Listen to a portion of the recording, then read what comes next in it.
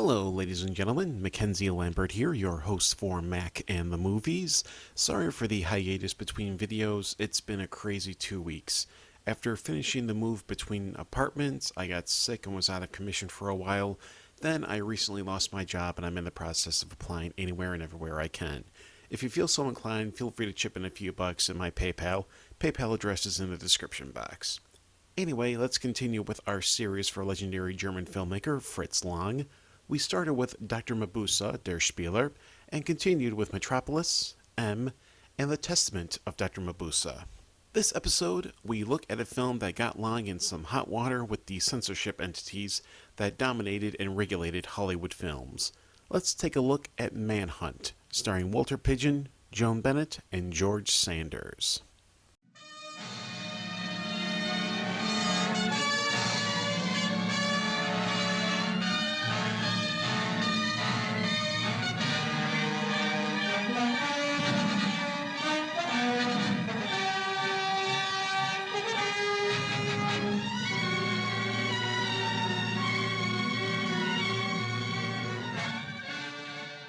The film opens in July of 1939.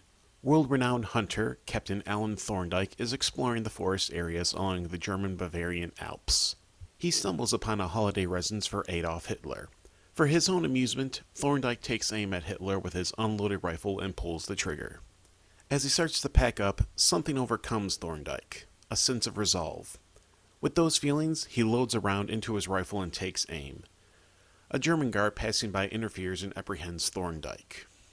Under the custody of Major Quive Smith, he is beaten, off camera of course at the behest of the Hayes office, and is strongly armed into signing a confession that he tried to assassinate the Fuhrer under the orders of the British government. Thorndike refuses to sign. Thorndike is led outside where his death will be made to look like a hiking accident. Thorndike escapes and manages to find a vessel scheduled to stop in England. With the help of a cabin boy, Thorndike makes his way back to England. During the pursuit, the Germans get a hold of Thorndike's passport and coat. Mr. Jones, an agent for the Nazis, takes on the identity of Thorndike as a means to draw him out. Thorndike makes it back to London, but with the Nazis close behind. With his own country unwilling to help him due to the appeasement agreement with Germany, the only ally Thorndike has is a street-smart East End girl, Jerry Stokes. Thorndike knows she is in danger as long as she is with him. It is up to Thorndike to elude his pursuers and put a stop to Major Quive Smith and Mr. Jones. When Manhunt was produced in 1941, Lang was already deep in the Hollywood system for 5 years. This was the first of 4 films that were blatantly anti-Nazi. The film makes no attempt at subtlety to express the evil Hitler and his ilk represented. Oh, he's guilty against me and against humanity, against every decent, peaceful person in the world. He's guilty of hatred, intolerance, and murder. This was much to the chagrin of the Hayes office, which took the isolationist stand that was the common consensus in the U.S. Film censor Joseph Breen was shocked at the portrayal of all Nazis being evil, with no Germans being presented as good. Film producer Daryl Zanuck banned Lang and his editor from completing the film. But in a manner similar to Terry Gilliam with Brazil, Lang and his team finished editing the film in secret. Keep in mind, this was 1 year before Casablanca, the film that many see as turning the tide, having America take a more active role and being less isolationist. The film itself is a nice twist on the wrong man trope. Usually the protagonist is caught in a tense situation as a victim of circumstance, through a means beyond their control. North by Northwest being the best known example of this type of thriller. In Manhunt, it is the purposeful, albeit impulsive choices by Thorndike that lead him into the scenario of the film. This is why you tried to kill him? Yes, I intended to shoot. I didn't know what I was doing. I didn't realize my purpose. I wouldn't face the fact that I can make myself the instrument of all the pitiable, oppressed, suffering people of the world. I wonder why I put that shell in my gun. Now I know. Yes, I intended to kill. I intended to avenge the crimes of this monstrous tyrant. I know it now. And you were acting for your government? No, for myself. But it was for the sake of your country, wasn't it? No, for mine as well as others. For your misguided people as well as my own. Another nice touch is the romantic relationship between Thorndike and Jerry. In a typical film, you would see the man falling for the woman. Here it is the opposite, with Jerry falling for Thorndyke, with Thorndyke being oblivious to those feelings until it is too late. Walter Pidgeon as Thorndyke puts on that dreamy Cary Grant charm with Joan Bennett's Jerry, but takes on the steel, square-jawed heroics of William Holden when called upon. He stands as a great precursor to the likes of early cinema takes on James Bond, as well as Roger Thornhill.